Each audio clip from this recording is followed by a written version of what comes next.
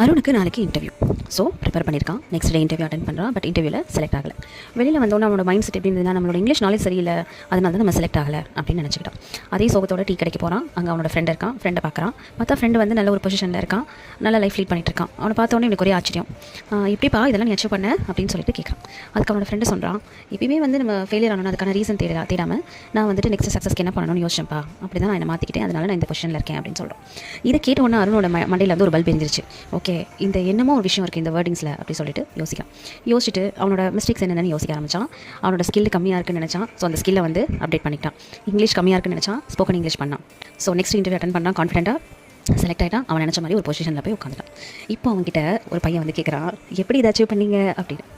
அப்போ அவன் சொன்ன விஷயம், உன் தோல்விக்கான காரணத்தை தேடுவதை நிறுத்திவிட்டு உன் வெற்றிக்கு தேவையான விஷயங்களை கண்டறிய முற்படு அப்படின்ற விஷயம் தான். நம்மளும் அருண் மாதிரி தாங்க. எப்பயுமே ஏதாவது ஒரு ஃபெயிலியர் ஆகிடுச்சுன்னா அதுக்கு ரீசன் தேடுவோமே தவிர்த்து நெக்ஸ்ட் ஸ்டெப் எப்படி போகிறதுங்கிறத யோசிக்கிறது இல்லை. ஸோ நம்மளும் எப்பயுமே சக்ஸஸை நோக்கி ஓடணும். இந்த வீடியோ பிடிச்சிருந்தால் லைக் பண்ணுங்கள், ஷேர் பண்ணுங்கள், சப்ஸ்கிரைப் பண்ணுங்கள். தேங்க்யூ. தேங்க்ஸ் ஃபார் வாட்சிங்.